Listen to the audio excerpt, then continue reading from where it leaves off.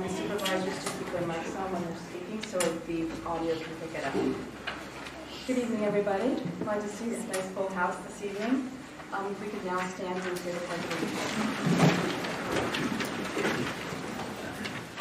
To the flag of the United States of America and to the republic for which it stands, one nation, under God, indivisible, with liberty and justice for all.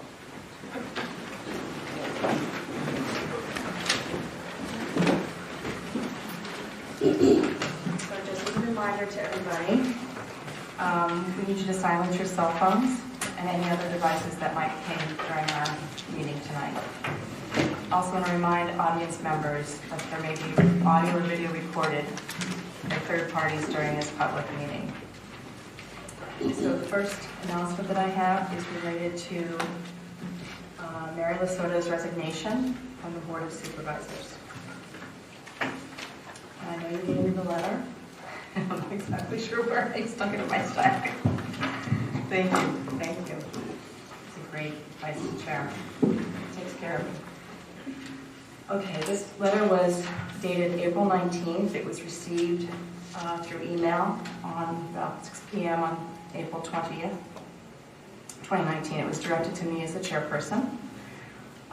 It says, "Dear Madam Chair, it is with heavy heart and great sorrow that I write to inform you of my resignation from the Board of Supervisors of West Goshen Township, effective immediately. West Goshen Township is truly a remarkable place. It is remarkable because of the staff and the management that work tirelessly to provide its residents the highest level of service that is second to none. I know you will continue to guard and protect her from all manner of attack, and that you will carry on the fight to keep politics from influencing board decisions. All my best, Mary Lasota."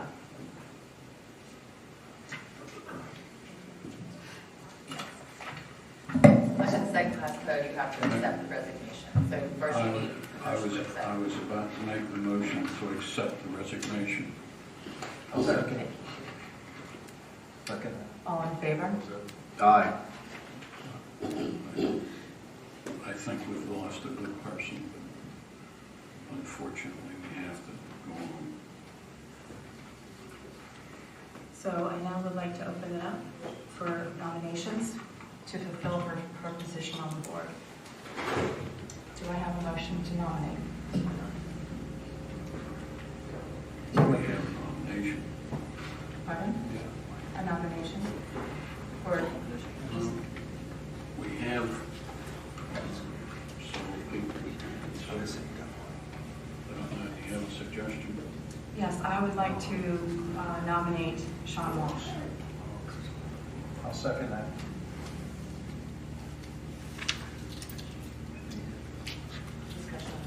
Yep. Public comment, please. Any discussion by any of the supervisors? Actually, should happen first. I think Sean is a good candidate. So when I say this, I don't say this about you, Sean. I think that I felt that perhaps this is all pretty sudden. And what we have is a very short period of time, which I've just been informed. And I know that our good counsel here can explain. This is going to be a very short-term seat.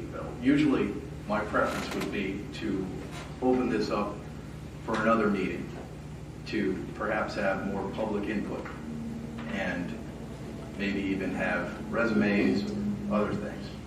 But I understand, after receiving information just not too long ago today, and also in contemplation of the fact that it seems that there may be a consensus by the board, possibly a unanimous consensus by the board on a candidate, and that we have very limited time that this candidate will be in this seat. It's just come to my attention today through council that this seat will only be till the next reorganization meeting. Is that not correct, Kristen? Yeah. So the way the second class township code reads is that once the resignation is accepted, the vacancy, that's the effective date of the vacancy, and then this board has 30 days to select somebody to serve in that role. But the next municipal election that occurs more than 60 days after the vacancy, so the election in May is not more than 60 days from today, and therefore nobody would be elected at the May election. So the next municipal election, 60 days from today, takes place in November of 2019. And at that election, somebody will be elected to serve the remaining term for Mary Lesotho, which would be a 3-year term. So it would commence at the organizational meeting January of 2020, which is the first Monday in January of 2020. Whoever is elected at the November election will serve for the 3-year term. I think it's 4 years. 4-year term, sorry, 4 years. She's in her second year, so she would have been in. Madam Chairman, I'd like to make the motion to close the nominations. I'll second that. You can't close the nominations without a discussion by the public first. First, second-class township code. I retract that. I'll refer to the gentleman. Any public comment? Come on up.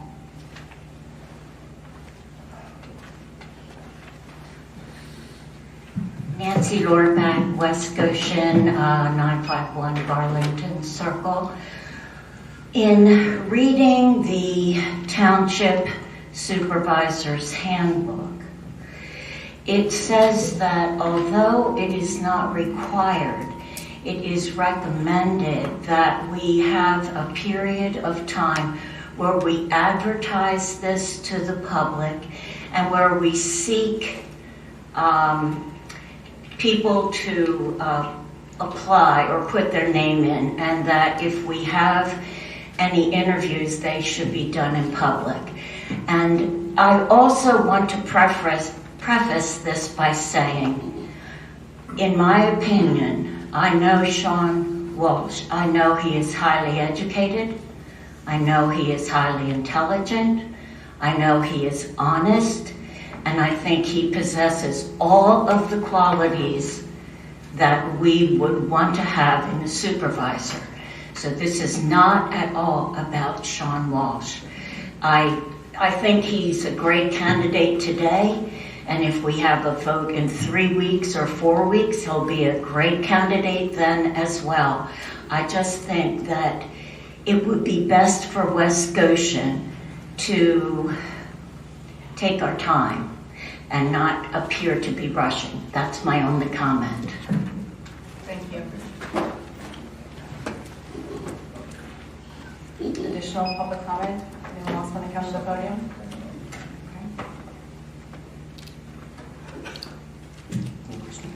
Hello, my name is Leo Sinclair. I don't live here in West Goshen, I live in East Goshen. I'm also the founder and owner of the Chester County Journal. I have a lot of questions to ask. I mean, to me, I find it incredible you're going to put a candidate in place without anybody knowing their backgrounds whatsoever. I understand they don't need to give 30 days notice. That was just simply as you said, just a kind of a gentleman's agreement, I guess. We know nothing about this candidate. What I want to know is, Mary Lesotho, how long ago have you known that she, in fact, was planning to resign? Doesn't matter? No, because It doesn't matter, you're right, it doesn't matter. It's a matter of public consensus here, I'm just curious. So more than 60 days then, probably, or just within 60 days? No. So less than 60 days? Less than a week. Less than a week. Okay, thank you. So I need to know for now. Thank you. I'll be following up for interviews. Okay, thank you. Yes, Dr. White. West Goshen Township. I've watched Sean in action as the sewer authority. He's outstanding, fiscally minded, interested. He's a good guy. We had to do this before, and it was a very difficult thing. But you'll do what you need to do, and I think Sean's a good guy. Thanks. Thank you, Dr. White. Any other public comment? Ms. Swart. Hi, good evening, Margie Swart. I don't agree with the process tonight, but I agree with your candidate, like Dr. White, like Nancy Lorbeck. I've witnessed Mr. Walsh at sewer authority meetings. I personally have the utmost confidence in him. I think he would do a fantastic job. I think we just should take more time and just interview or other people. My gut tells me the result will be the same. And that's what I'd like to say. I think he'd be a fantastic addition to the board. Thank you. Could I address that? I strongly feel the same way of each and every one of you that just came up here. And there's two things at issue here. It's a choice of candidate, it's a choice of process. I, for one, am not going to stand in the way of a vote when I feel that the circumstances now, from what I've learned just less than an hour ago about the limited time that this person's going to be in here. I still think, and I agree with all of you, that the best practice would be to open it up to the public, to have more public input. We're dealing with several factors here, and one of the factors is it seems like the majority of the board wants to move forward, and I'm not going to put myself in a position to stop that, and I will vote accordingly. The second thing is the limited time that none of us actually knew. I saw John Hellman in the audience nodding. He's the only one that told me, I think you got your time frame wrong. So I'm going to talk to you, John, next time this comes up. Get that. So there's a very limited window here. Having said that, we hear what your concerns are. There's limited time to react. There's been a motion. There's a candidate. And I think we're ready. I also would like to just acknowledge the fact that one of the roles and responsibilities of the board is to do the township's business without taking up to 30 days of searching for candidates would delay our ability possibly to make decisions where we were not going to be left with a 2-2 decision. Mr. Walsh is as people have already acknowledged, a strong candidate for this position for a short-term filling in until we have the next election when everyone in this room can vote for the person they'd like to see fulfill the permanent position. Any other public comment?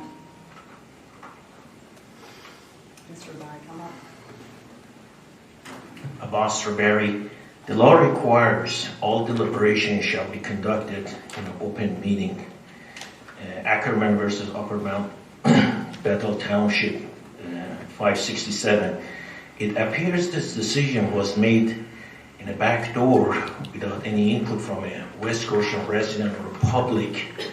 So I strongly recommend respect the public's opinion. I think the public has a right to have their input without supervisor ramming it in their throat. Thank you.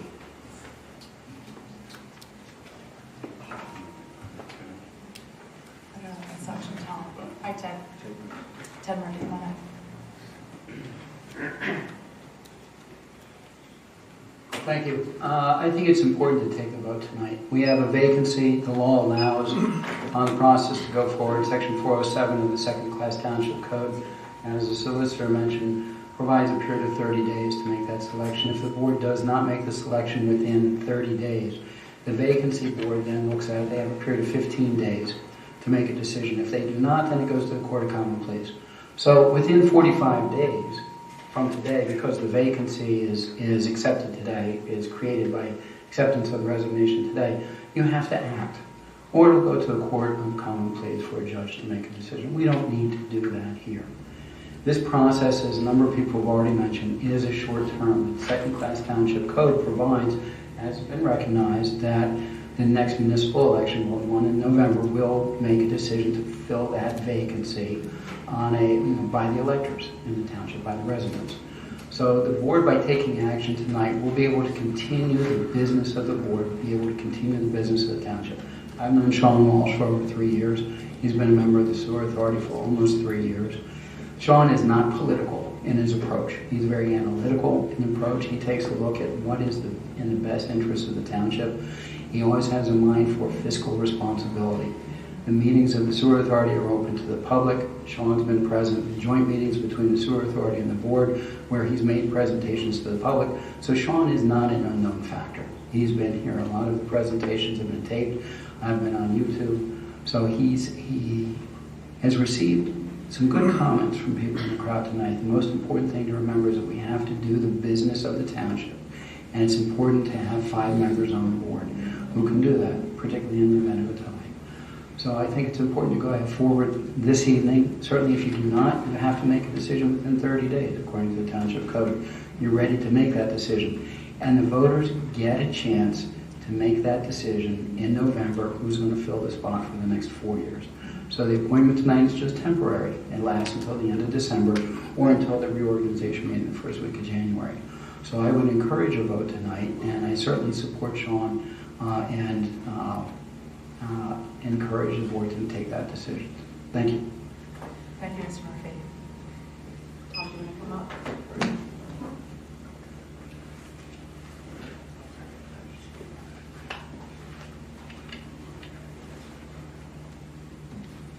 Good evening. It appears that we have a choice before us. Do we move ahead quickly, or do we take the 30 days that some people are asking for? I personally have nothing against Mr. Walsh. I've been to many meetings. But I would like to throw this out at the board.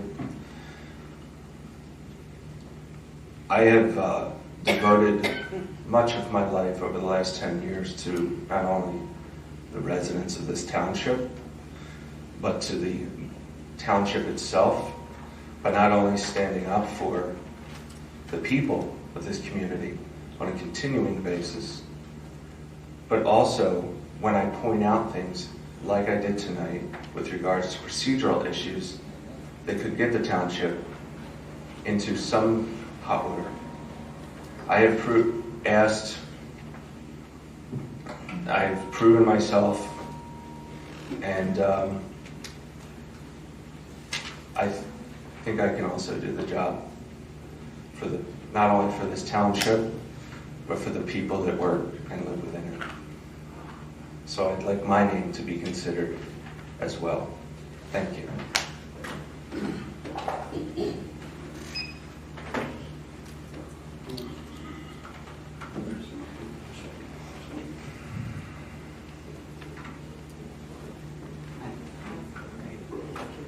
My name is Richard Cahoon. I live at 1135 Wilmore Drive. As I remember, we kind of went down this road not too long ago when we tried squid law stock weight, and Ed Meakin was added to the board. And I believe that was done in a relatively short time. So I think the precedent has been set that we can't do what you intend on doing tonight. Okay? Thank you.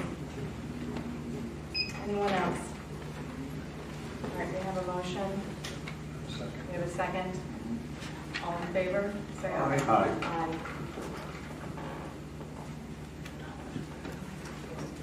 Yeah. Yes. Derek, can you come forward? Sure.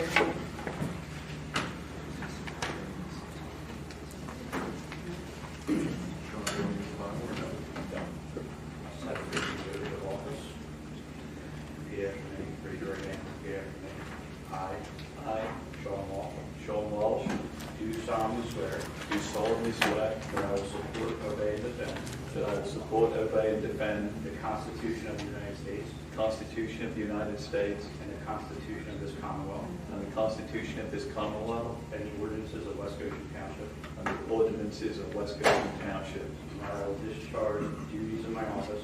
And that I will discharge the duties of my office with fidelity.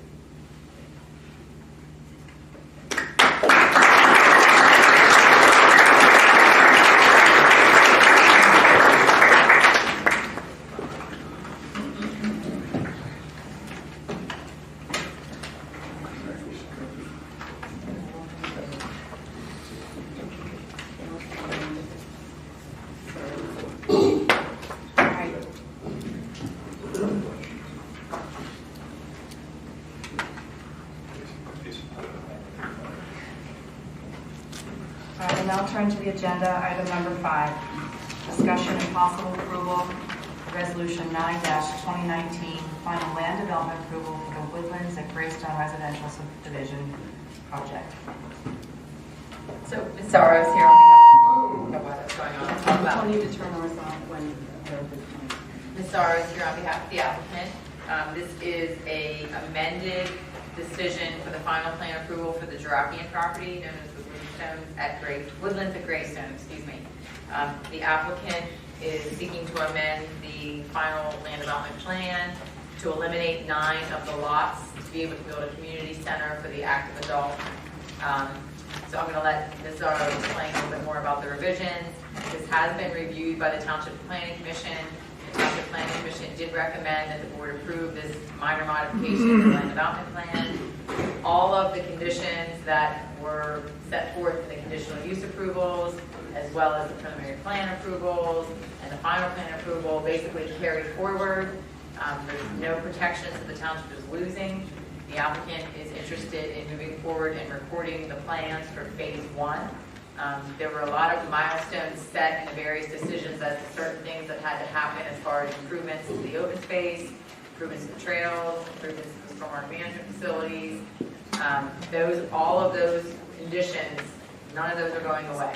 So it's really just eliminating the 9 lots to be able to build a community center, and then being able to record phase 1, a phase 1 plan, which they've identified as what's going to be constructed within phase 1.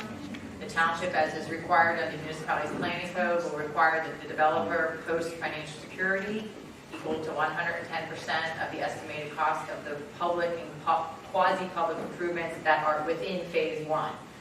So that will be something that the township engineer will have to be reviewing to understand what hasn't been constructed already, what is left to be constructed as part of phase 1. There will be financial security posted with the township to guarantee that those facilities are constructed, and then it'll be released as the improvements are done. So with that, Zara, if there's anything else you need to add, and obviously Rick has knowledge from the planning commission's perspective of the review of the plans.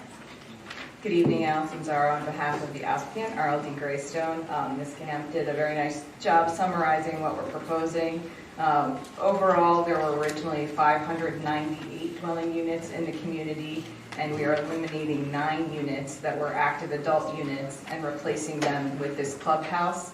The clubhouse is on the same side of the collector road known as Aram Avenue as those units, and we thought it would make sense to have that within that section. Originally, the clubhouse was across the street. The active adult section is gated, and it makes sense to have this at the entrance to the active adult community within it.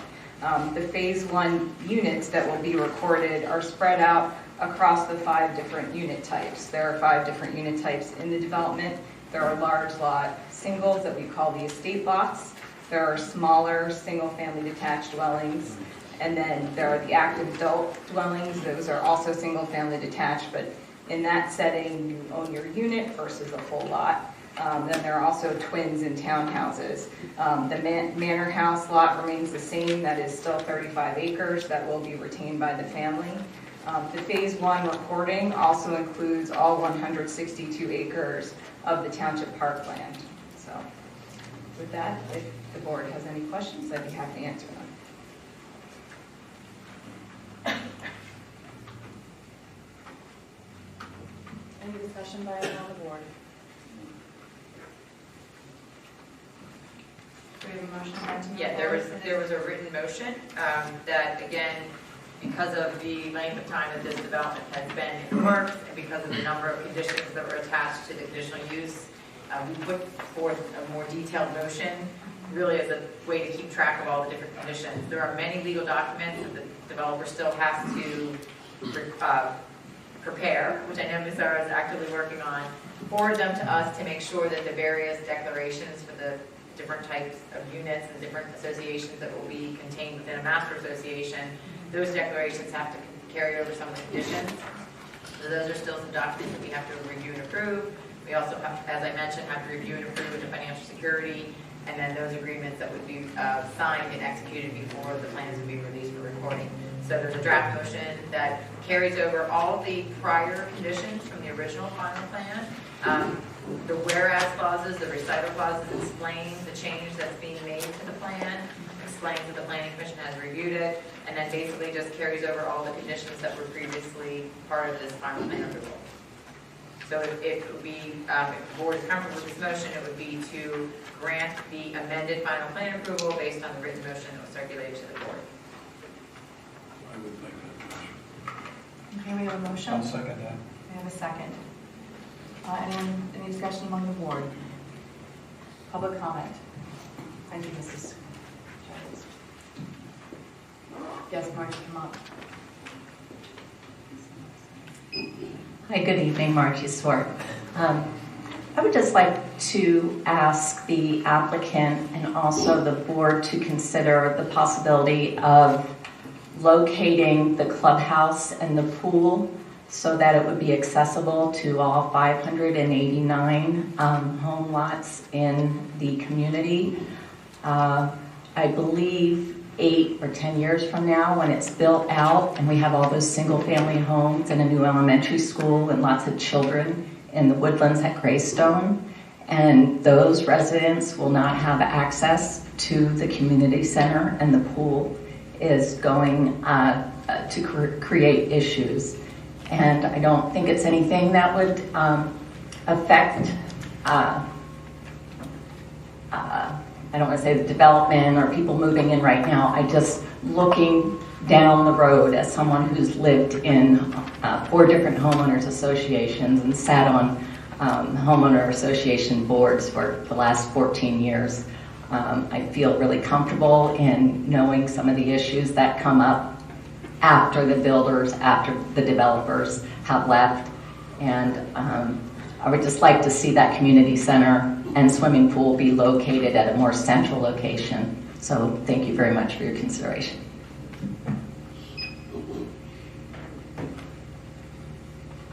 Do you want to be responsive to that request? Ray Grahowski, I represent the applicant. One of the main reasons that we moved the community center is to get it closer to the active adult. If you remember the old plan, it was across the collector road.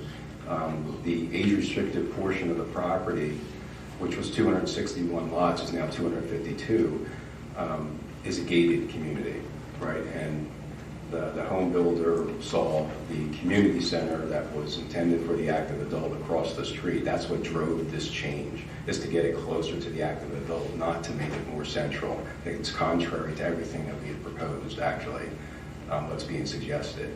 If it wasn't for the age-restricted portion, we would not have done a community center. There'd probably be an activities director in there to do programs for the residents of that particular community. So I appreciate the comment, but it's just going against everything that the reason why I'm standing here today. Thank you. Any other public comment? Hearing none. We have a motion and a second. All in favor? Aye. Thank you very much.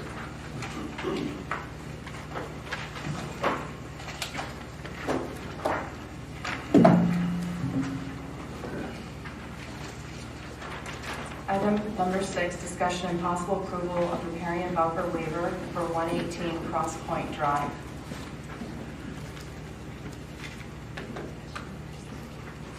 Mr. Craig, will you connect this? Thank you. This is a request from the property owners of 118 Cross Point Drive for a waiver from the riparian buffer requirements of the stormwater ordinance. The stormwater ordinance requires a 100-foot riparian buffer on either side of a designated stream within the township, which is also relatively consistent with floodplain requirements for these streams because the floodplains and riparian buffer often coincide or are very close. This particular stream runs through the backyard of the property, bisecting it basically. The stream is very small. It's about a foot wide, about 4 inches deep. It is an unnamed tributary, and it is so small that it is not recognized as a stream on any county or state maps, and has no floodplain assigned to it by FEMA. So it's a very small tributary with no floodplain at all. So if we do the riparian buffer requirements here, basically it encompasses the entire lot, and nothing can be done with any of this area whatsoever, which seems to be a burdensome requirement for this area. There is no history of flooding here. There is no history of hydraulic problems. And based on that information, it would be my recommendation that we waive the riparian buffer requirements here and allow, basically the property owners want to put a patio in here, a small patio over here, and a little wooden pedestrian bridge across the stream, all of which are consistent with our ordinances other than the fact that it's within the riparian buffer. So my recommendation to the board would be that the buffer be waived at this location. I also do have a photograph of the stream. That's the stream. It's tiny. Again, it does seem rather onerous. I mean, it's a significant stream with a significant floodplain. That'll be a different story, but it isn't. Rick, how far are the proposed improvements from the stream? What's the closest point? The patio, I don't know how many feet this is off the top of my head, but it's a relatively significant setback. And again, there is no designated floodplain, so there really is no setback requirement. Obviously, we wouldn't want to build on the stream, even as small as it is, but I think what's being proposed here is very reasonable. It also does not change the grade, so if for some reason this tiny little thing ever did flood, it would not present a waterway obstruction for flow. It's at the existing grade. Do I have a motion to approve resolution 9 excuse me, I'll make a motion. the riparian buffer waiver at 118 Prospect Drive? So we have a first and a second. Any discussion among the board? Any comment from the public? Yes, sir, can you come forward?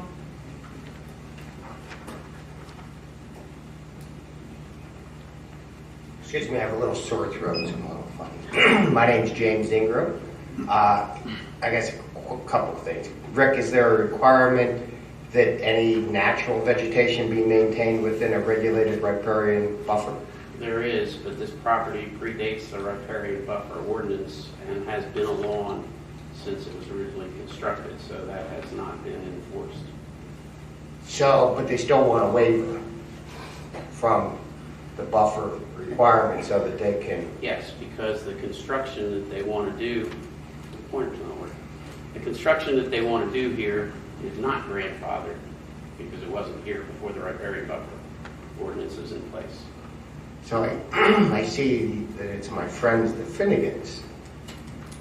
I didn't know that until now.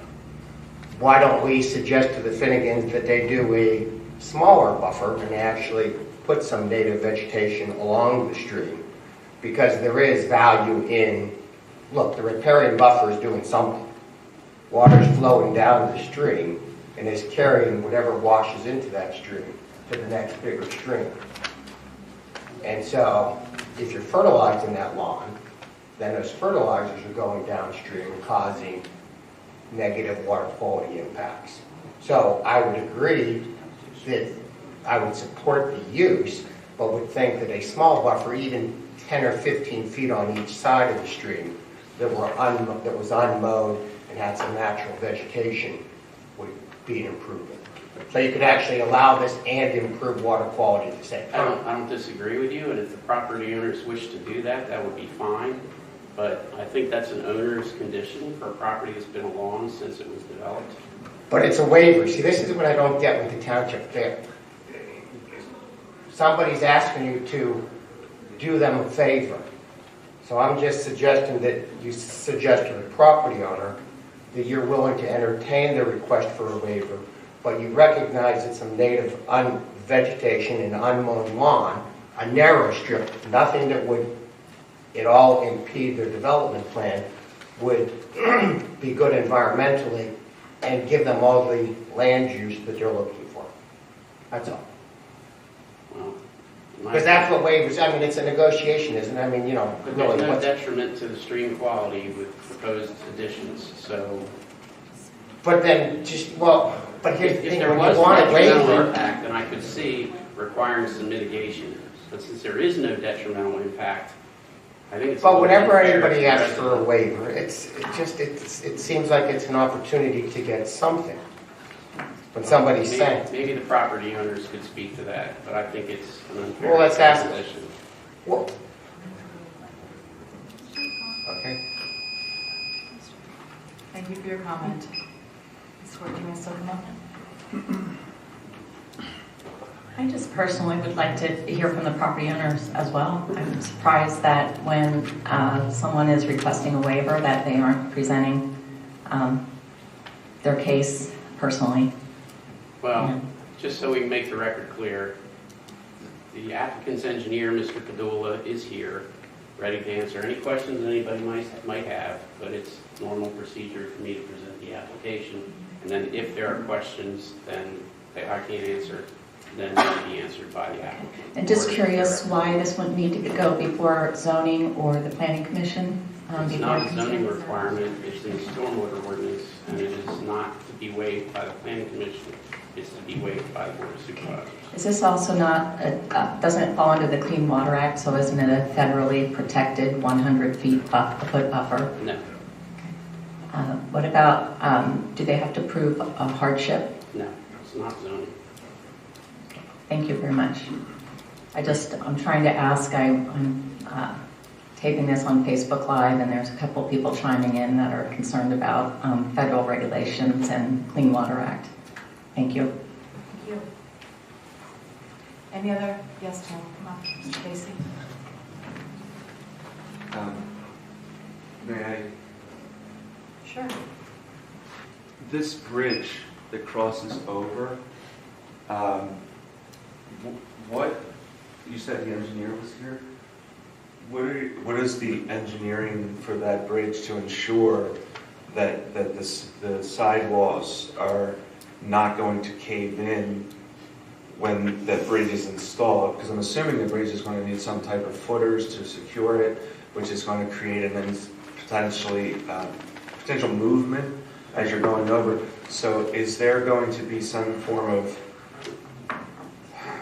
funnel, like you see the round tubes that go under driveways at the edge of roadways and like more rural kind of areas? Is anything like that going to be underneath of that bridge?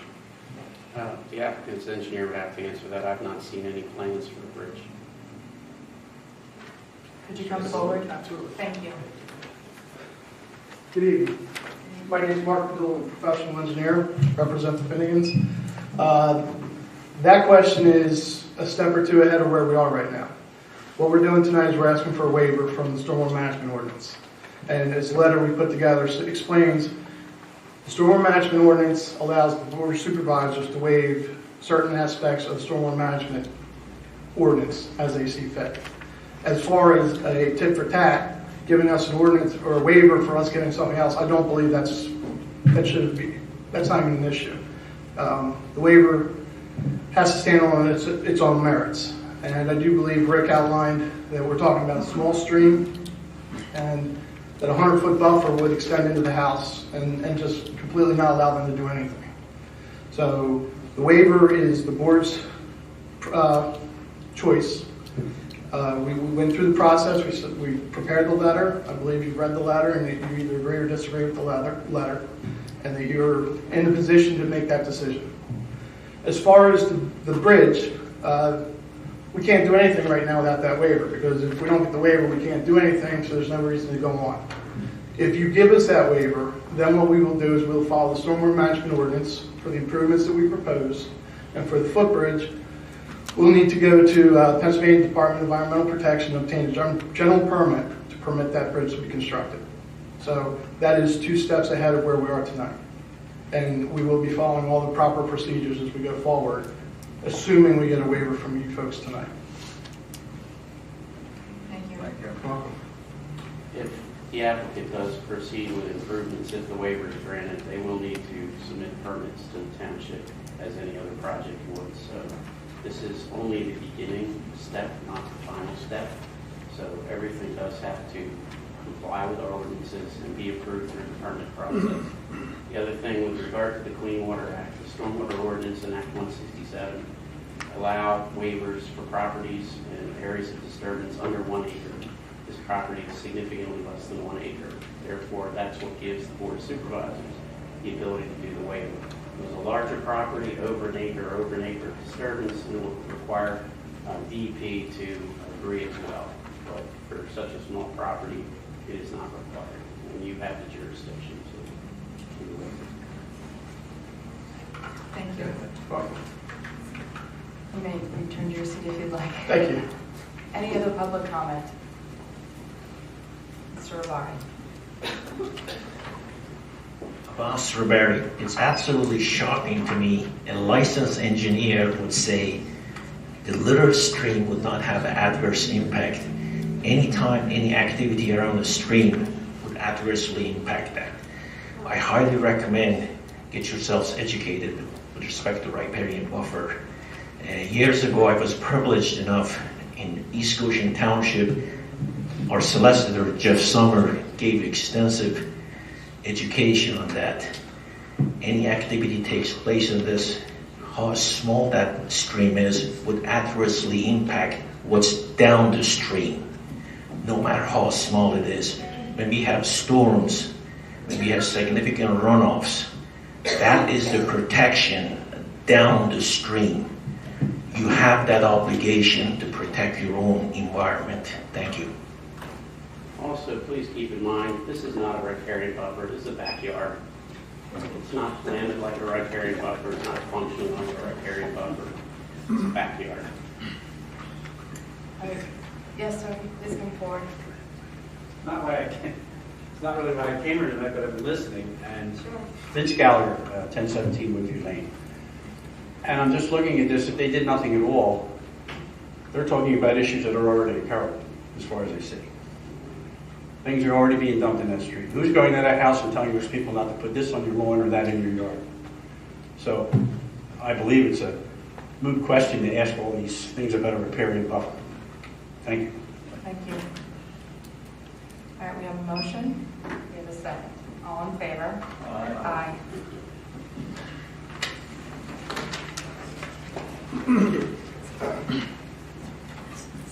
Item number 7, continued discussion of update on zoning use categories and shared parking for 701 Westchester Pike. Sorry, excuse me, 704 Westchester Pike. Ms. Camp.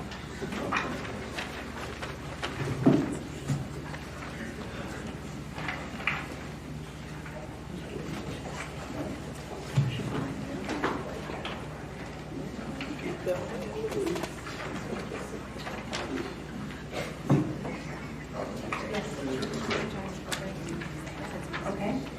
How much time do you think you'll need to go through your presentation?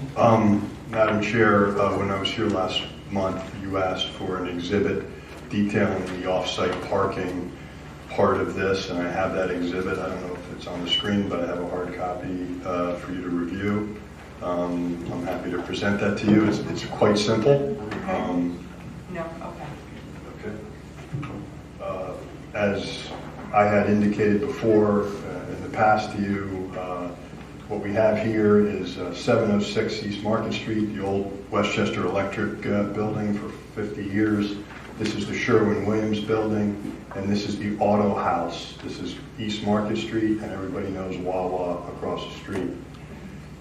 This off-site parking portion of the ordinance would just allow these properties to share parking.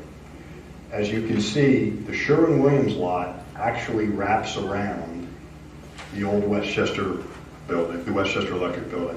The Westchester Electric building, we have reduced the size of it by approximately 8,000 square feet. We've torn the front of the building off, and we've created a new retail facade.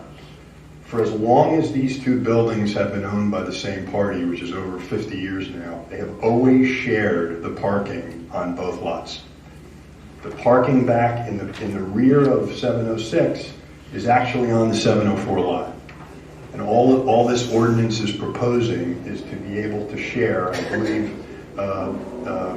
this camp, it's 300 feet from a door into the building to be able to share parking. Westchester has an off-site parking ordinance, East Goshen does, Euclid does, West Whiteland does. The very project right next to this, the Westchester Office Plaza that everybody knows, the dark brick 2- and 3-story buildings, I think there's 4 separate lots there. And the driveways and the parking all run through all of those. Even though you may not have an ordinance that allows that, it functions that way. Many shopping centers function that way. And all we're asking is to better minimize the existing blacktop that we have. It's all functioning very the same. They're just on 2 separate lots. There would be a covenant that would be attached as part of the ordinance that would require us to demonstrate to the township that we are able to adequately provide this parking within so many feet of each of the properties.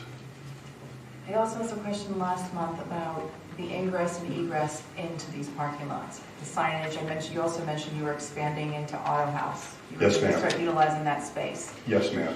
So we are actually closing one of the curb cuts that's currently on Market Street.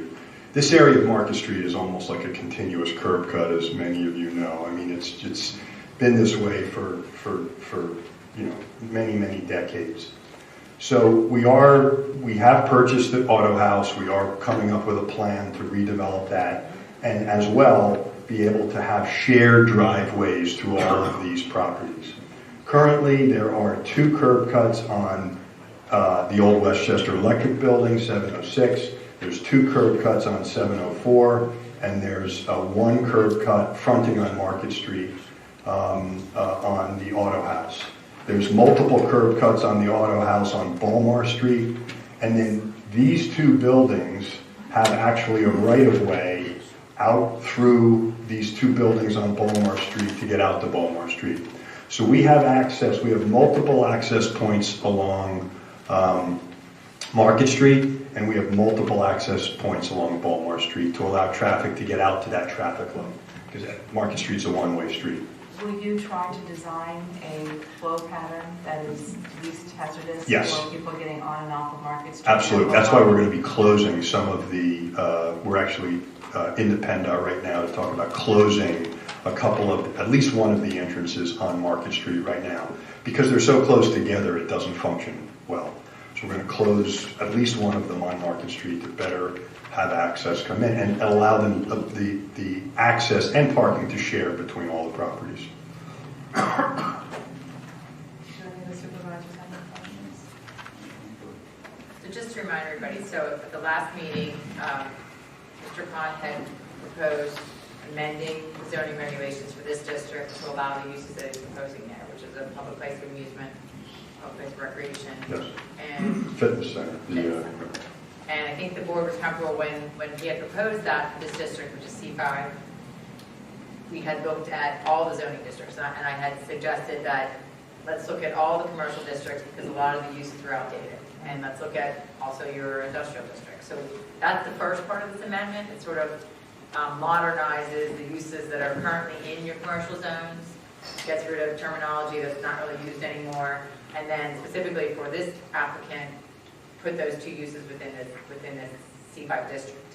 I think the board was comfortable with that. The discussion then that was at the end of the presentation was that, what do you do about shared parking? So Mr. Pond's council had put together a zoning text amendment. Section 7 of that amendment dealt with this shared parking concept. So the proposal, after Robin, you had asked for additional information, is it would change your off-street parking regulations to specifically allow only for non-residential uses. The parking currently is only allowed to be on the exact lot as where the use is proposed. So that would change that and would make an exception to say that it can be located, the parking can be located elsewhere than on the same lot when authorized by the board. So you would be the approving body, and there are 3 conditions that have to be met. The first is that the owner of the 2 or more lots has to submit an application of a site plan which shows the location of the off-street parking and calculation of the number of spaces required for each use. So they still have to meet for each use that's proposed on the various lots, whatever your off-street parking regulations require as far as the quantity of spaces, they still have to provide. You're not giving them a reduction in quantity, you're just saying they can be located on a different lot. The second condition is that the owners have to submit an agreement that's satisfactory to the township, reviewed by the solicitor, and it must be recorded. And it basically restricts the lots and says that this shared parking arrangement is a covenant that runs with the land and runs with both of those lots. So that covenant gets recorded. If one of the lots is ultimately sold, if Mr. Khan decides he doesn't want to own both of these lots, his successor in title would be bound by that covenant that's recorded and would be required to honor that shared parking arrangement. The third condition is that the parking on the other lot has to be within 300 feet of a building entrance. So the proposal here is that the parking spaces that are on 704 have to be within 300 feet of the building entrance of 706, or vice versa. So those would be the three conditions that are proposed within this proposed amendment. All right, do I have, so what is our, So if to move forward? Right, so if the board is comfortable, I think I heard at the last meeting you were comfortable with the use provision amendment, but if you're comfortable also now with the off-street parking amendment, which is section 7 of the draft ordinance, the step would be to authorize this to go through the approval process, which first requires you to go to your planning commission. It also requires the ordinance to be sent to the Chester County Planning Commission, and then after you receive their comments and reviews, you can schedule, if you're still at that point comfortable to move forward, you would authorize for a public hearing to occur. So at this step, if you wanted to just send it to your planning commission for them to give you their thoughts and recommendations, you can do that. At the same time, you can send it to the county planning. They oftentimes they see it on a more county basis and are very familiar with other zoning provisions. They oftentimes give good recommendations for you to think about and maybe incorporate. So that would be an appropriate next step if you're comfortable with this. If you're not comfortable with the off-street parking, which again is completely a discretionary decision, you could authorize that the ordinance without section 7 be forwarded to your planning commission and county planning. Okay, those are our choices. Do I have, yes, there's questions. Kristen, when you say off-street parking, do you mean the same as shared parking? Am I confusing those terms?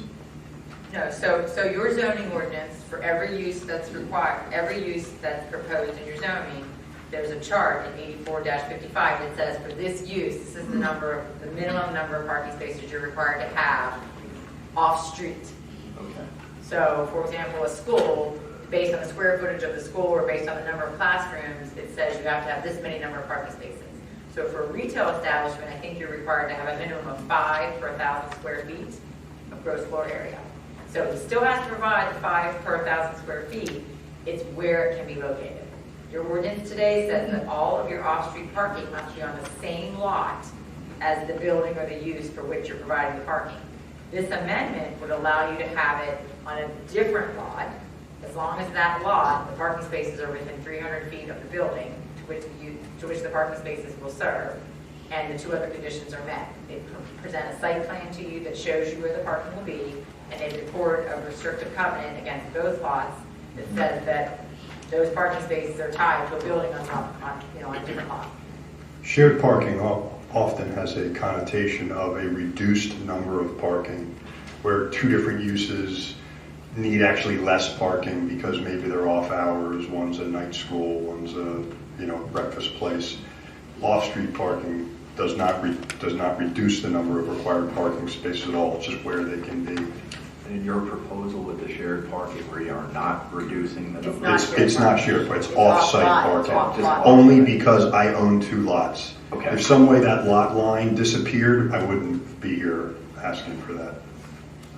I wasn't here last month, so I'm playing It's catch up here. it's quite common in most municipalities now, this off-site parking, especially in these dense retail districts and strips and office complexes and commercial complexes where you have lots of little lots that might be assembled over a period of time just to create parking behind the buildings that are common to all the lots up front.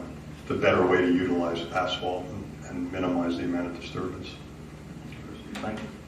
The motion then would be to proceed with the thing including the shared parking.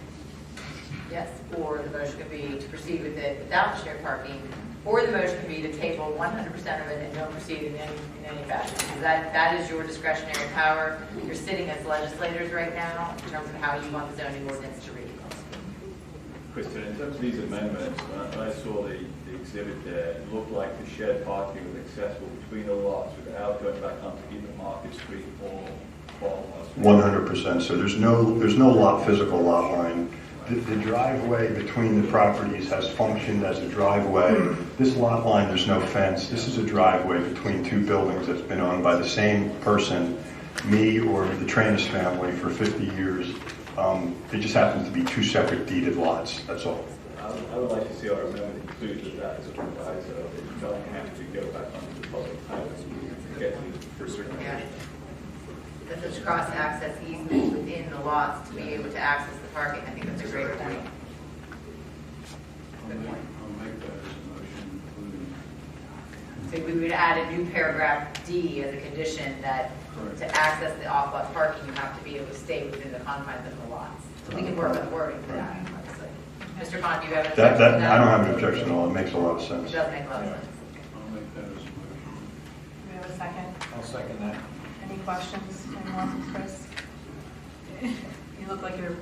Well, I wasn't here last month, so my apologies. That's fine. And that's not your fault. But I was wondering about combining the lots. So I'm just learning here about the shared lot off-site parking, which you're proposing. You own both of the properties. You have this space, these parking spaces. What's the difference if you just combine them? I'm kind of Well, confused. if you remove the lot line, it has effect on financing because of the way I have different properties financed. And so I just purchased the auto house property on the corner, and that's financed with a separate bank. So I can't disintegrate that lot line. So the off-site parking allows you to do that. So you're saying that it's more of a financial consideration. Do you think it might diminish your property value if you... No, it's just the way the properties are assembled. Like I've owned the other two properties for 15 years now, and now I just bought the other one. And by eliminating the lot line, you eliminate the ability to have separate financings on both properties and then allow those properties to function separately as separate financial entities, but with a common parking and access arrangement. They already share access drives between them, which interestingly enough is, I guess, allowed in your ordinance. You can share a driveway, but you can't have off-site parking. And I would urge the board to not just focus, and I know this is the applicant and this is the person that's coming to you asking for this change, but this change doesn't just apply to these two properties. So think about it on a more global perspective, and I think that's something that your planning commission should be doing as well. And think about as you're driving around and see properties, because it happens, as Mr. Khan said, it's happening. It may not be legally happening, but I'll tell you at Starbucks, I go to Starbucks every day on 5 Points, and I'll tell you half the time I park at the pretzel store and I'll walk in and get pretzels so that I don't get towed away from the pretzel store. So it's happening, it may not be lawful.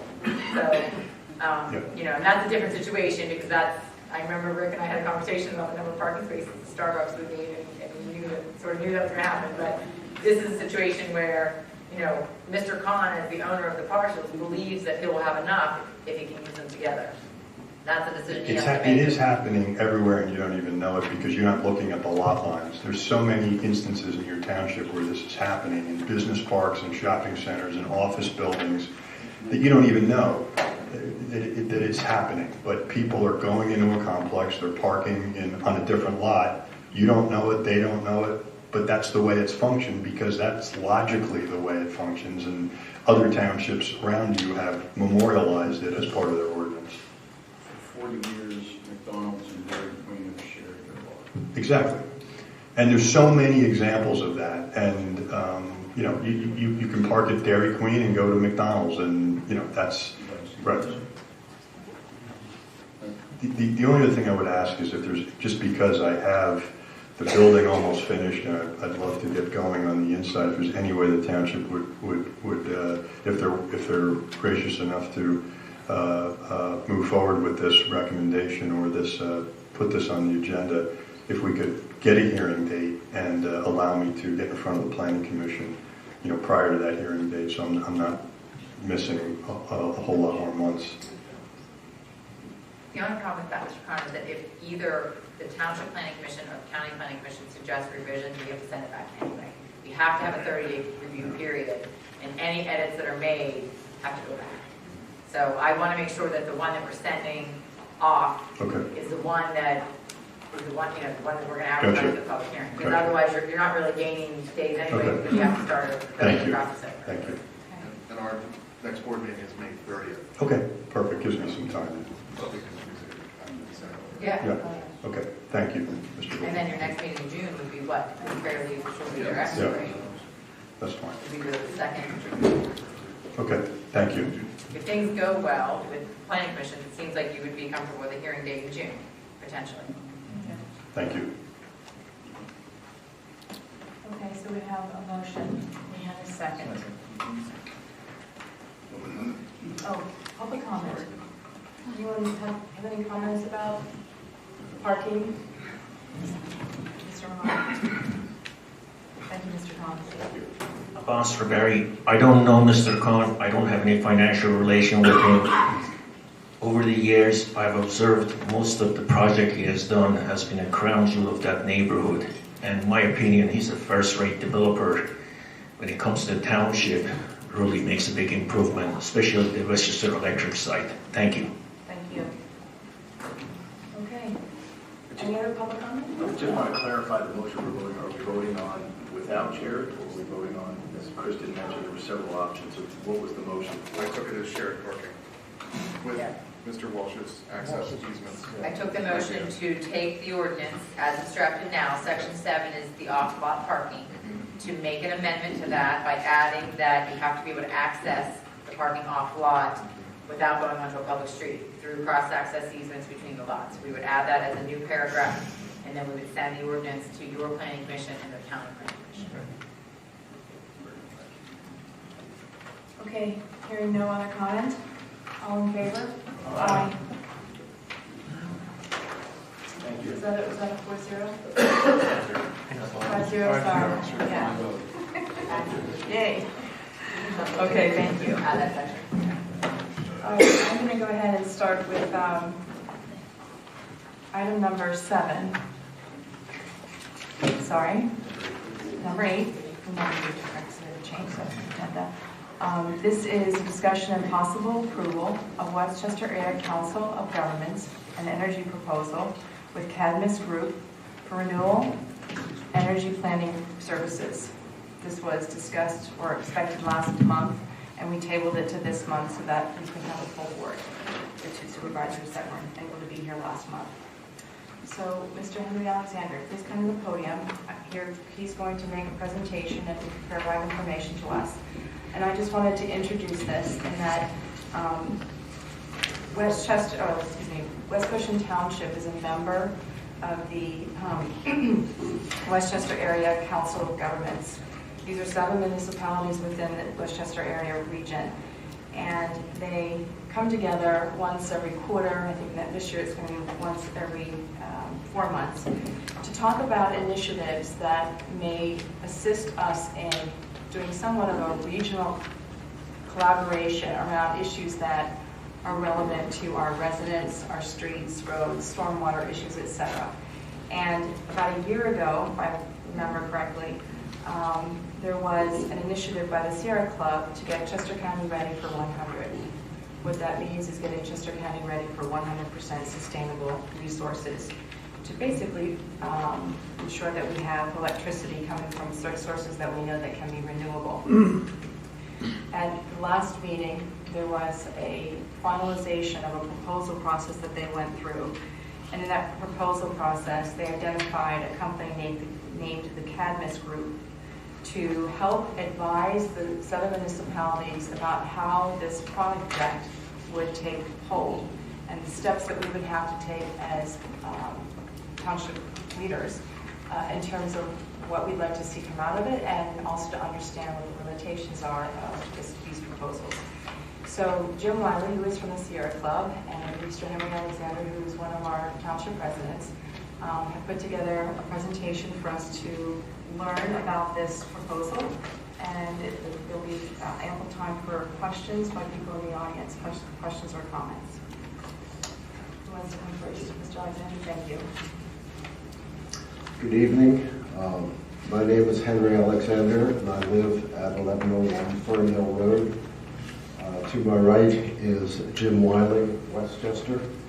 We are members of the Sierra Club Ready for 100 Renewable Campaign. Thank you for the opportunity to discuss the need for energy planning in the greater Westchester area and the benefits of having Cadmus, an energy planning company, conduct this work. It is important to remind ourselves, second slide please. It is important to remind ourselves the urgency of conducting energy planning. The increase in the concentration of carbon dioxide, methane, and other greenhouse gases in our atmosphere is causing significant changes to our atmosphere and our oceans, causing temperatures to rise and ocean chemistry to change. If man-made emissions causing these increases are not reduced and finally eliminated in the next 30 years, we will experience catastrophic climate change. We are already experiencing changes in the form of droughts and constant forest fires in western United States and severe storms in the eastern part of the country. Next slide, please. In 2017, fires in the western United States and severe storms in the eastern part of the country. Next slide, please. Let's see, fires in hurricanes in Houston, and next in Miami, and then Puerto Rico. Cost an estimated $250 billion. The cost of the destruction was somewhat lower in 2018, but the Camp Fire, next slide please, killed 85 people and incinerated the town of Paradise. Our region has more intense rains, and this has resulted in historic flooding. We not only need to institute better land use planning to minimize the impact on lives and property, we need to get to the source of the underlying problem, the release of heat-trapping gases to the atmosphere. Carbon dioxide is the major heat-trapping gas. Once released, it remains in the atmosphere and the oceans for centuries. Consequently, we must steadily reduce our emissions of carbon dioxide and other greenhouse gases and eliminate them by 2015, or unacceptably high concentrations of heat-trapping gases will be baked into the atmosphere for centuries to come. Next slide, please. There's the Camp Fire. Next slide, please. The Westchester Area Council of Governments considered the development of an energy transition plan after two of the municipal members, Westchester Borough and East Bradford Township, passed resolutions to convert to 100% renewable energy by 2050 and to prepare plans to do so. It was felt that it would be more efficient and less expensive in funds to fund a plan for the entire Westchester area than to do it individually. Starting in September of last year, the Westchester Area Council of Governments set out a request for qualifications to energy planning firms, and then a request for proposals, and finally chose a consulting firm from 10 highly qualified applicants to conduct this planning. The consulting firm that won the bid, next slide please, was Cadmus, an energy analysis firm based in Boston. Between 1978 and 1983, I was in charge of the photochemical accident control planning process in the Commonwealth of Pennsylvania. I developed the emission inventory, the control strategies, and the regulations to reduce ozone and oxides of nitrogen concentrations to the air quality standards mandated by the Clean Air Act amendments of 1977. I feel like this is the same thing all over again, only the stakes are much higher. We believe that Cadmus is the preeminent company in community-wide energy planning. It has the technical expertise to develop a plan to achieve a transition to renewable energy, and their proposal demonstrated a capacity to work with various interest groups and stakeholders. Cadmus has a good knowledge of the regulatory structure of the energy management in Pennsylvania. It has undertaken similar planning for the Seattle area, Thompson County in New York, in which Ithaca is located, Asheville, North Carolina, to name just a few of their projects. And it is a consultant to the Delaware Valley Regional Planning Commission on renewable energy. Next slide, please. Next slide, please. The greater Westchester area is primarily a suburban residential community with commercial centers, office complexes, and some light manufacturing. Next slide, please. Our emissions of greenhouse gases reflect this. Figure 1 shows a summary of the emissions of greenhouse gases in the greater Westchester area for the year 2015, which was prepared by the Delaware Valley Regional Planning Commission. The emissions are primarily from residential buildings, commercial and industrial buildings, and highway vehicles. Small quantities come from wastewater treatment, solid waste management, agriculture, and other sources. Cadmus will address the possible scenarios for reducing our emissions of greenhouse gases. There are 3 basic strategies for doing this: increased efficiency in energy usage, gradual conversion of our motor vehicles to electric vehicles, and conversion of space heating and electrical generation to renewable energy sources. Increases in energy efficiency can achieve a 25% reduction in greenhouse gas emissions. These conservation measures pay for themselves over time through energy savings. Another 25% reduction can be achieved through the gradual conversion of our vehicles to electric vehicles, even if we do not convert any electricity to renewable sources.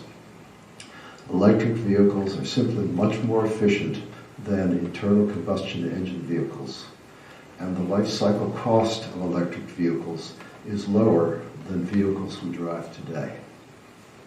The township has taken an important step in this process by installing 6 electric vehicle charging stations in the township facilities. Finally, the cost of renewable energy is competitive with most existing energy sources now and is becoming cheaper by the year. Next slide, please.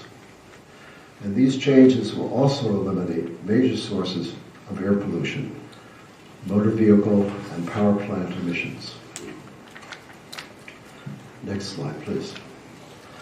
The Cadmus project will consist of 5 tasks. After a project kickoff meeting, task 1, Cadmus will undertake an extensive effort to help the community establish an advisory group and technical project team to provide guidance and technical input and to carry on the work when the Cadmus contract is concluded. There is also a robust outreach effort to the community. The third task will consider the strategies for implementing energy plan and examine the state and local rules, codes, and policies that either aid or impede this transition. In task 4, the Cadmus group will develop a predictive model of the energy transition and test assumptions of the model based on our input and local regulatory constraints.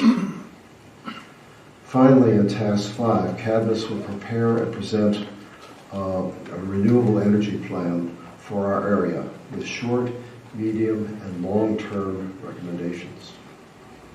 And they will do this for what amounts to 77 cents per resident in the Westchester area. The residents and businesses of the greater Westchester area spend $285 million per year on various forms of energy, according to the Delaware Valley Regional Planning Commission. An energy study will help us understand how to improve our purchases in a changing energy environment. It often does not grab the headlines, but municipalities, counties, and states all over the country are working hard on transition to clean, efficient energy. New Jersey, New York, Maryland, California, Idaho, Hawaii, Philadelphia, Salt Lake City, Pittsburgh, St. Louis, Kansas City, Indianapolis, Cleveland, and the list goes on. You would join in the effort already started by many other jurisdictions. We strongly encourage you to vote to approve and fund this effort, and we would be happy to answer any questions that you have. Thank you. Thank you.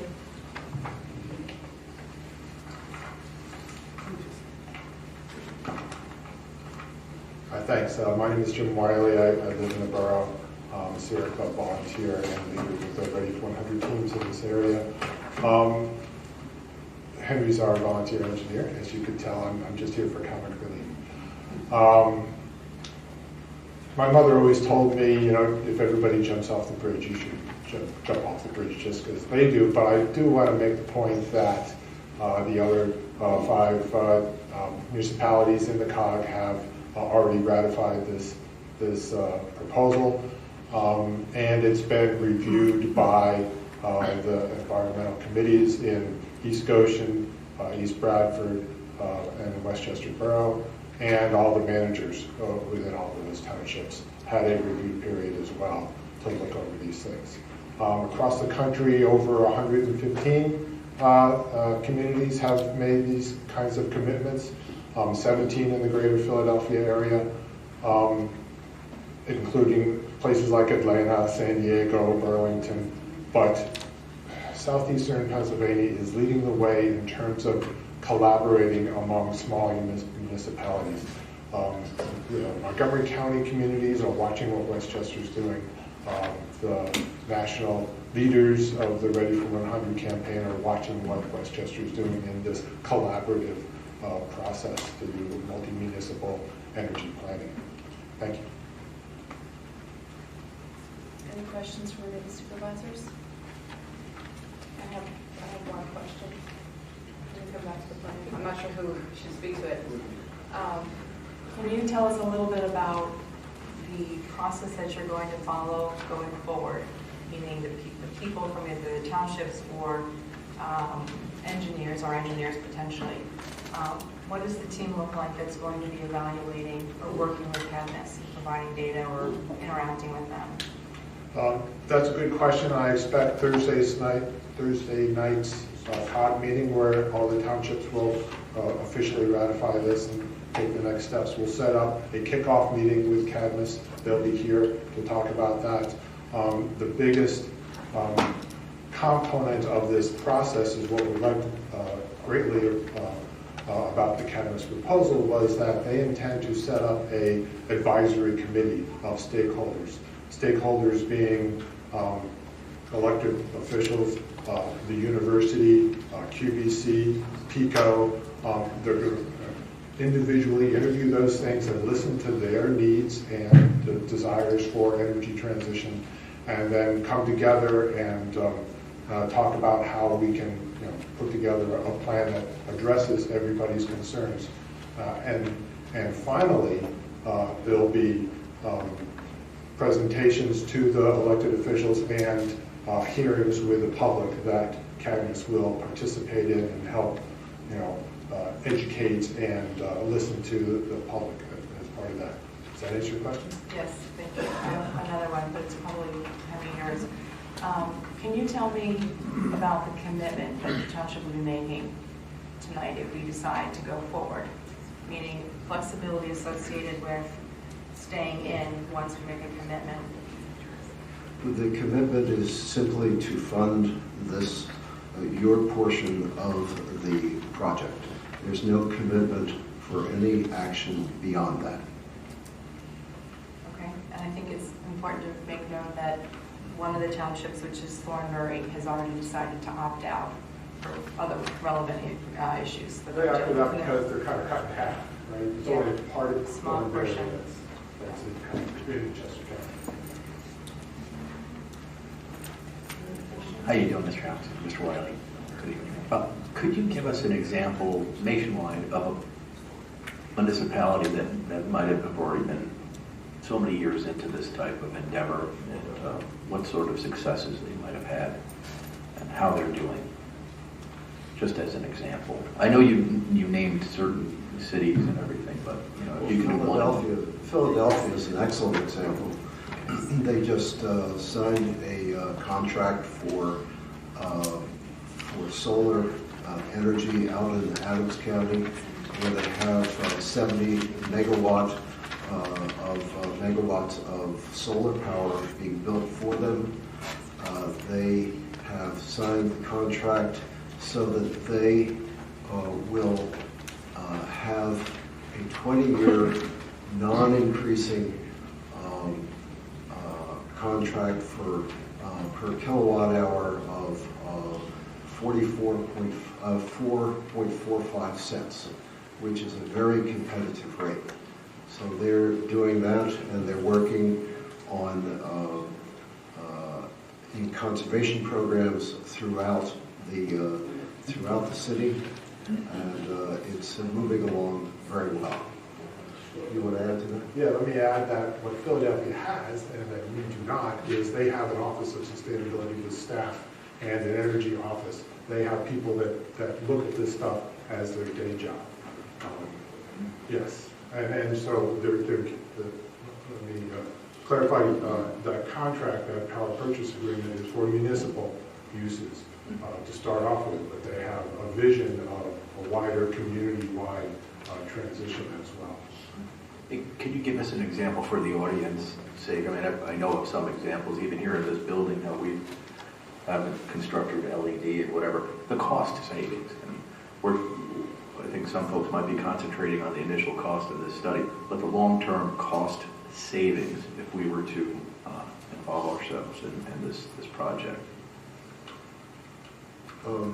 I think that power purchase agreements similar to Philadelphia could be available for renewable energy, and I think there are already efforts underway in Montgomery County and some of the counties to consider those power purchase agreements. The big opportunity is aggregated buying, right? You get the more people you can get, or more entities you get to sign on, you have represent a larger buying power, and you can get more competitive prices, not only for energy, but for energy efficiency, geothermal, I mean, all those kind of things. We're organizing Solarize, which is getting a number of residents to commit to buying rooftop solar at the same time. They'll get a competitive bid on that. Yeah. See why I bring them all? All right, I want to open it up now to public comment. I'm sorry. The cost of cannabis contract, 77 cents per resident once. Does that mean the initial time? It's a one-time cost. It's a contract which would be let and finished. There's no requirement beyond that contract of the municipalities to move any further than that unless they wish to do so.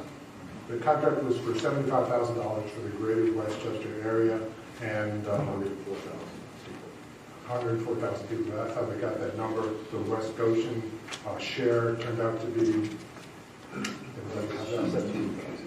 So for one-time thing, you pay 17,000, you get a plan.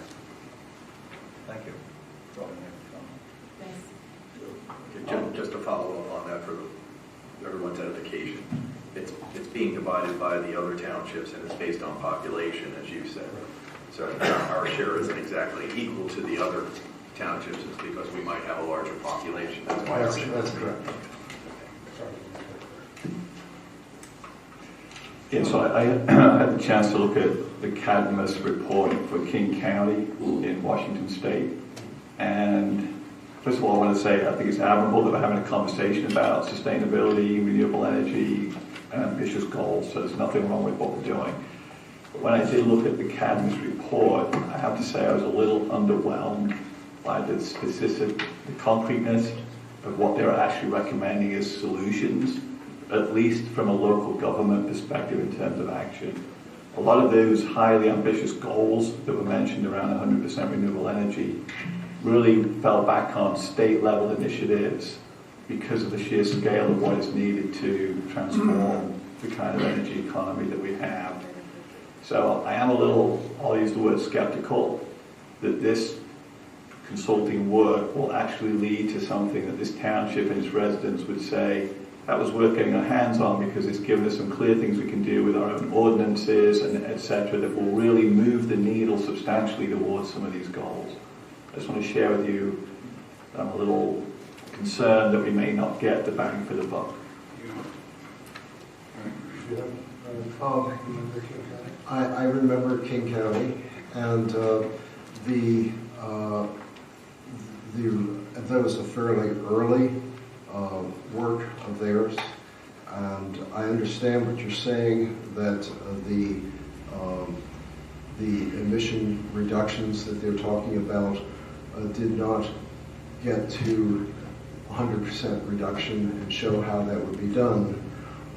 However, I think that was it was an indication of how far we have to come to in this work. That's as far as the community at that time felt it could go. The Cadmus responded to the community requests, and that's what they came up with at the request of the community. If we wish to go further, I'm sure they will be more than happy to do so. That was a climate action plan.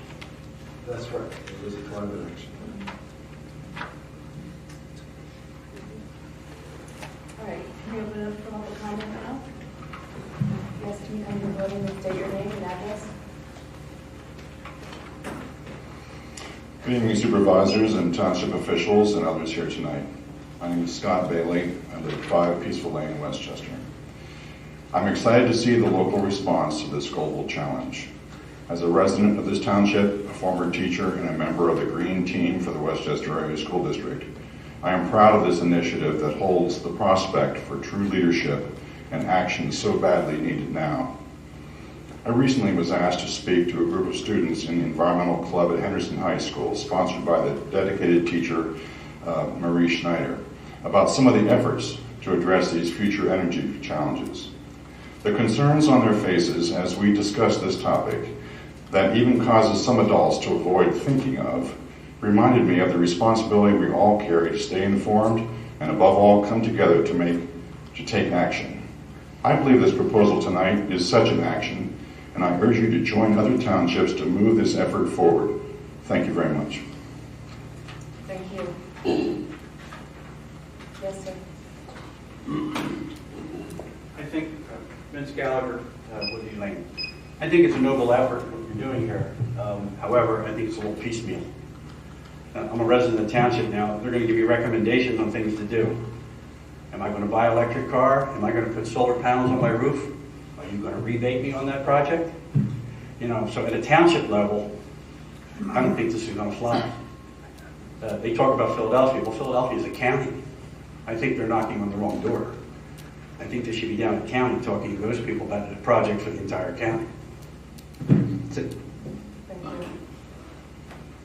You know what, she got her hand up first. So please come forward. Thanks. Thank you. My name is Ann Spelling, and I live at 610 Green Avenue in West Goshen.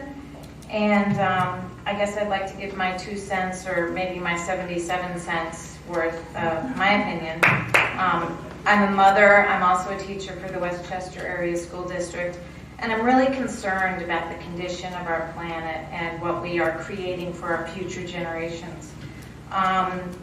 Tens of thousands of scientists in more than 100 nations have amassed an overwhelming amount of evidence pointing to a clear conclusion that humans are the main cause for this climate change.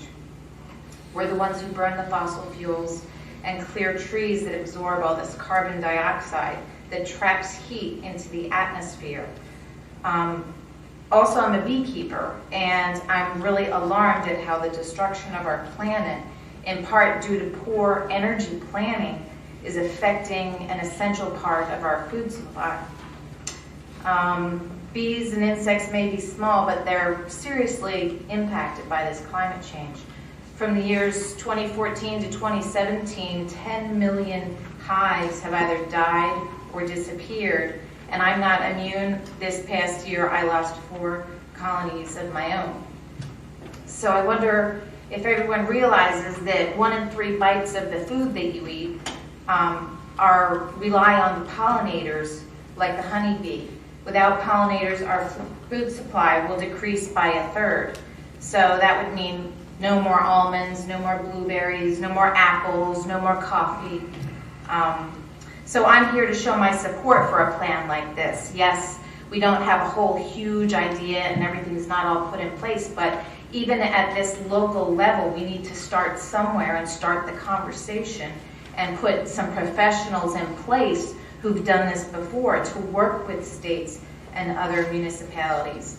I want to show my support. I think we should be joining the other townships and localities and states and take the initiative to plan for our future. If we don't eliminate these emissions of greenhouse gases, we'll have a world that none of us want to live in. I have a daughter who will just be approaching middle age in 2050, and she and all of her generation and their children will have to bear the brunt of this climate change. We'll all be long gone. But is that fair of us to leave our planet in such a way when we could spend 77 cents a person to get the ball rolling and to start planning on how we're going to keep this from destroying our planet? I think it's up to us to act now and to help protect our planet, and including the honeybee and our food supply. I think it's foolhardy to think that we can just keep continuing to abuse our planet in this way when there are clear other options and ways to make change that I think we should all try and do our best. It's my 77 cents. Thank you.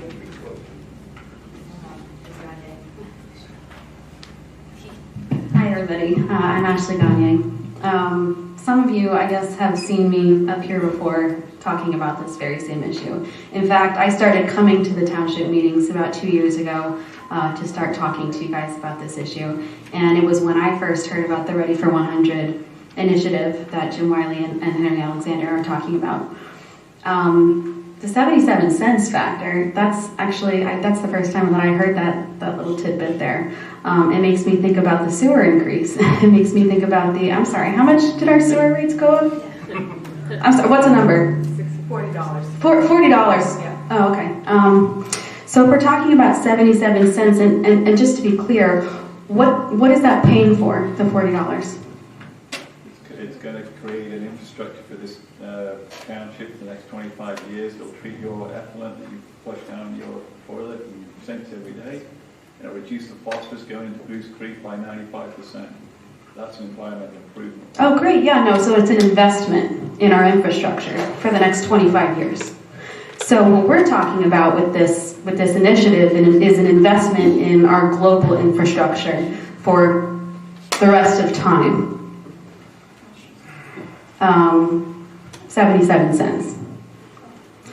Now, if someone's not standing up here and telling you exactly what that's going to look like in West Goshen, that's because it's happening so fast right now around the world that we can't even keep our eye on how people have changed it and been successful. This all started coming to light so quickly that we don't have the data. No one city has become 100% and is doing everything perfectly. That's not the point. The point is that every other township around us has now signed on. And if West Goshen is going to be left behind, I'm telling you, it's going to be for a reason that won't end up serving us in the long term. Because when you look at the other townships around us, if you keep building us out, if you keep building this pavement and allowing developers to come in and screw with our stormwater and put that off like we put the sewer system off, people are going to be hit with way more costs in the end. This is a one-time cost to do something, and we have a surplus in our budget this year. For the first time, we have a $48,000 surplus. And we are being presented with an opportunity. And to not take this opportunity is a mistake. It's a mistake.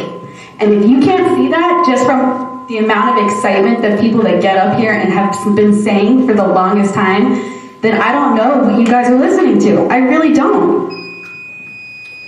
Thanks. I'd like to quickly follow up on that. I can't speak for the rest of the board, but I do know that they have a real interest in this. I'm excited about the fact, and it gives me hope, that the surrounding municipalities actually got together to do this. One of the big challenges that I've learned being a township supervisor is getting even just your own board to agree on something, never mind different municipalities that neighbor you to get on board.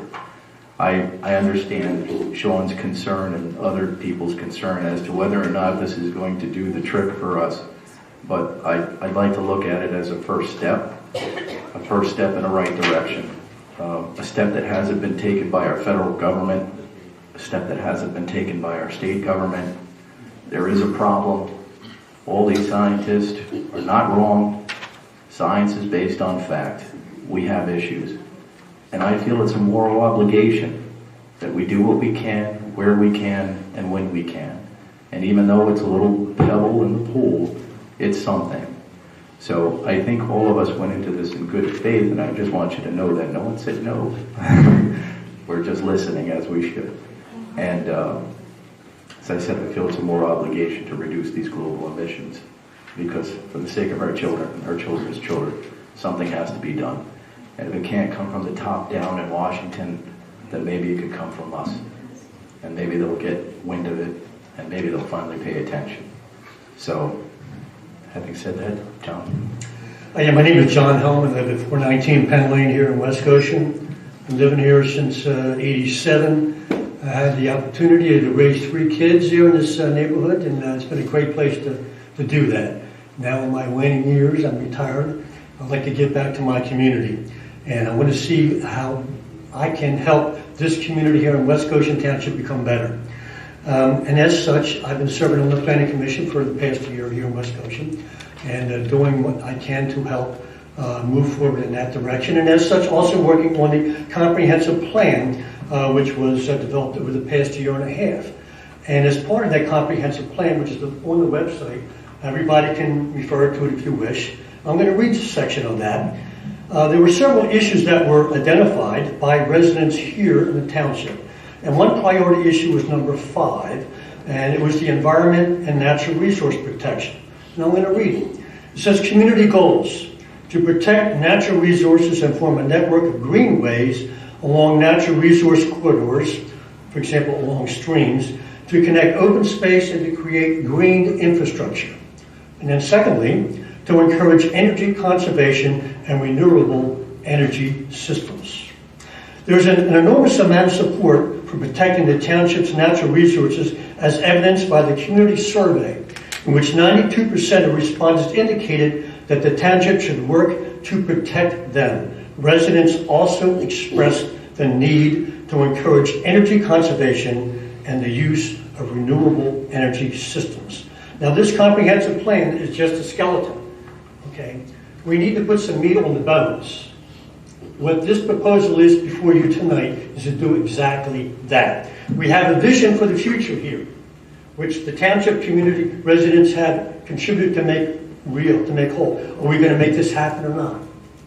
I strongly encourage this board to vote for this proposal tonight. And if I can reiterate, East Bradford, East Goshen, Westchester Borough, West Whiteland, and West Town have already bought in on this. Is West Goshen not going to do so? Thank you. Mr. Hellman. Please come forward. Mr. Cahoon. Richard Cahoon. Just a little trivia for you. I am a retired chemist. And you cannot burn gasoline without putting carbon dioxide in the air. Do you have any idea how much carbon dioxide you put in with 1 gallon of gasoline? 20 pounds. So every time you burn a gallon of gasoline, you're putting 20 pounds of CO2 in the air. It's a fact. A chemical fact, not an alternative fact. Now, I like to go back to when I was younger, in my 20s. I had a president that said, we will send a man to the moon and return him within this decade. That was in the early 60s. People thought he was nuts. The naysayers came out like crazy. I hear the same thing about fighting climate change. It can be done. If we're determined to do it, we can do it. And we could start on our level. And I'll gladly give you 77 cents. In fact, I'll give you $77 and I'll support 99 other people for this endeavor. So please support this. Thank you. Thank you. Casey, come on up.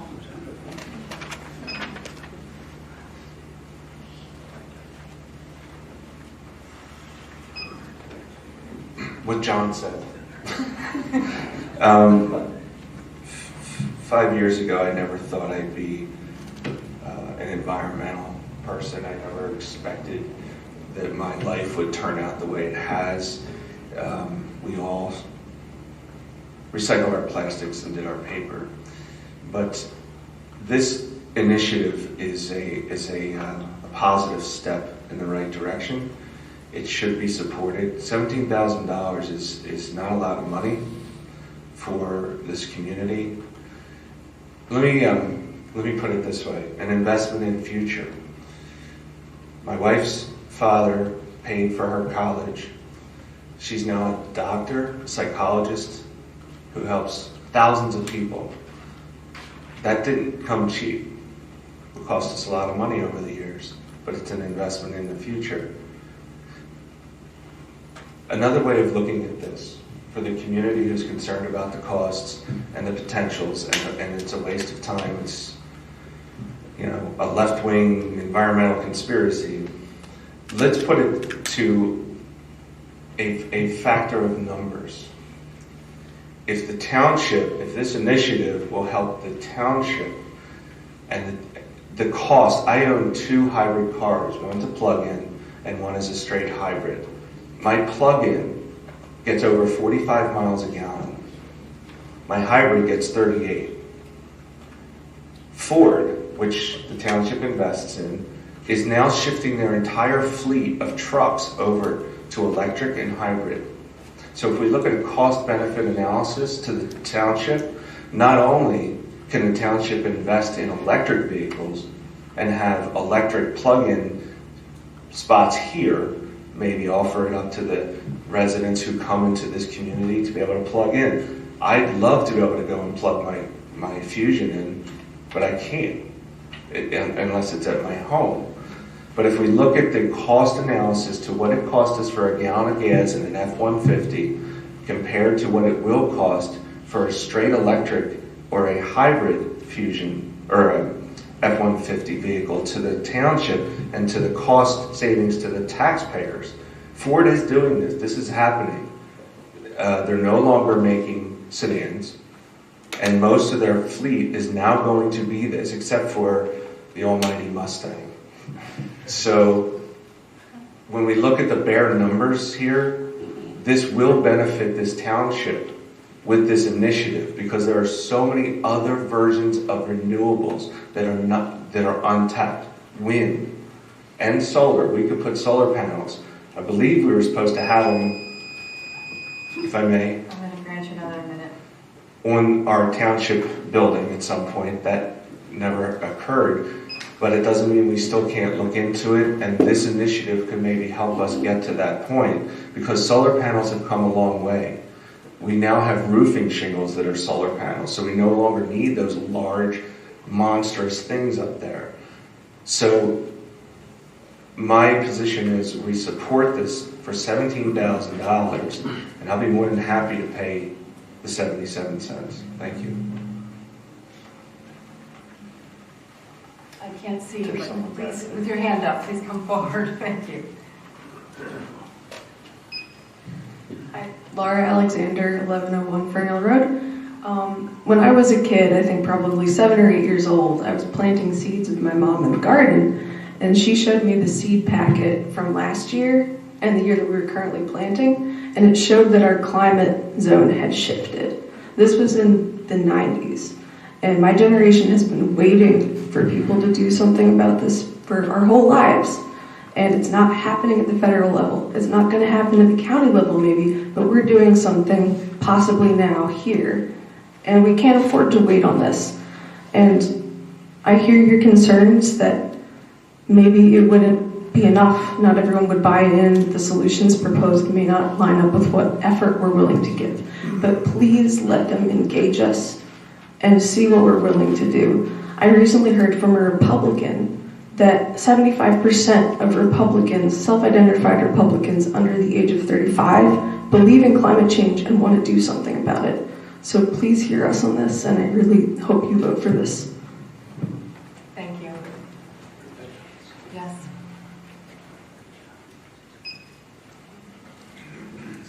Could you repeat your name? Because I don't think I heard it the first time. Leo Sinclair, 217 North Lockwood Lane in East Goshen. I have solar panels in my house. I believe in the environment, okay? I actually have just a couple questions. This committee you're creating, will they discuss township ordinances, proposed recommendation for ordinances? Because, okay, that's important. It's important to understand that some townships don't allow fans or windmills, thank you. Some have very strict policies about them, and yet there's so many trees out there. There's so many different types of devices that can be used, yet some townships have it all in a box. So I'm hoping this committee will approach that and open that box up and look at all of the possibilities. And with that said, I think that what they have to say could benefit the township and the community as a whole. So thank you. Thank you.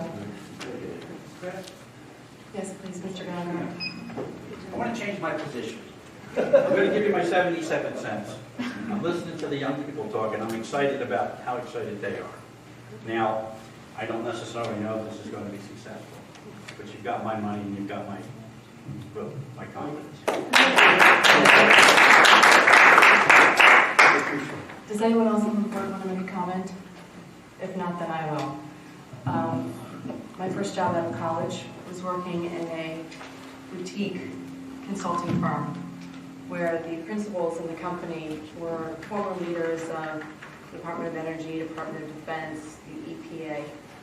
And I started my career analyzing the impact of different regulations on health issues primarily. I was involved with radon gas, and I was also involved with trying to work through the Montreal Protocol related to ozone depletion in the upper atmospheres. And when I think about where we are as a country now, when the warnings were happening back in the middle of the 80s, the work that I did 30 plus years ago, that we really have not moved anywhere forward in understanding, literally, if you have any awareness of science, that the world has changed significantly. And you're probably seeing it in our own neighborhoods. This last summer, where it rained, for 4 or 5 months in a row, and we had 3 or 4 days of sun, and we had rainfall of plus 40 inches in 1 year when we usually get that over several years. So I look at this as a cost-benefit analysis, which is how I was trained. When we were looking at the impact of changing laws, looking at the financial impact of those changes to the producers of these, toxins, etc. Worried about what was going to end up in a stream, what was going to end up in the air. I don't think there's any price not worth paying to ensure that we are moving down a process to improve the safety of our water, the cleanliness of our water, the safety of our air, the cleanliness of the air. I have teenage children who will be living through this as well. And it terrifies me to think about the temperatures rising so high that there will be tremendous need in many parts of the world for people to escape their own countries. And this is not hyperbole. This is real. I would like to see our township take a very forward-thinking step and decide to move forward with something that sounds pretty scary, or it's not very certain, but what is? Unless we take a step and peek at it to understand what's possible, as opposed to saying, it's probably not going to work. Oh, this one study didn't work. That could be the outcome. But for $17,000, I'm willing to invest that amount of money to know something. We have an opportunity to do it with a team of other townships who are going to help us also achieve what could have been $75,000 for us to spend on our own, for us all to know. And then that also gives us the opportunity to do something about it with partners. If we take ourselves out of it, there's a good chance we'll never be back in. And I think it's a good faith commitment as a member of the Council of Governments to give it this initiative its due. Thank you. Dr. White, sorry. Doug White, West Council. Everybody made good points. To me, renewable energy also includes hydro and nuclear power, which is, of course, clean. Before you decide to do this, make sure this Cadmus group is, we're going to get something for our money, and see maybe if we can negotiate a better rate. Thank you. So one of the things that I think I understood in the last Council of Governments meeting is that residents can also apply to be a part of these discussions. And to me, that would be the way to ensure that the public, West Goshen's residents, has representation from our residents, because this is for our residents. That's correct. Thank you. Any other comments? Mr. Rabari. BoS or Barry, when you guys go home tonight, get on the YouTube, Bloom Energy in Delaware. Thank you. All right, do we have a motion? I have a motion. Pass this proposal to pay our share for the Cadmus group and be part of this study for renewable energy planning services to the Westchester, to West Goshen. Thank you. Do I have a second? I'll second. Any other comment? Any other comments from the board? Hearing none? All in favor? Aye.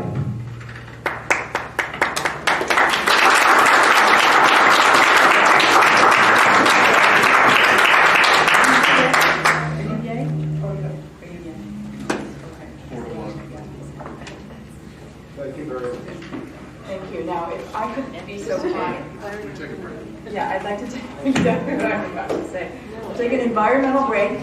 Be back here hopefully in like 5 to 6 minutes. Thank you.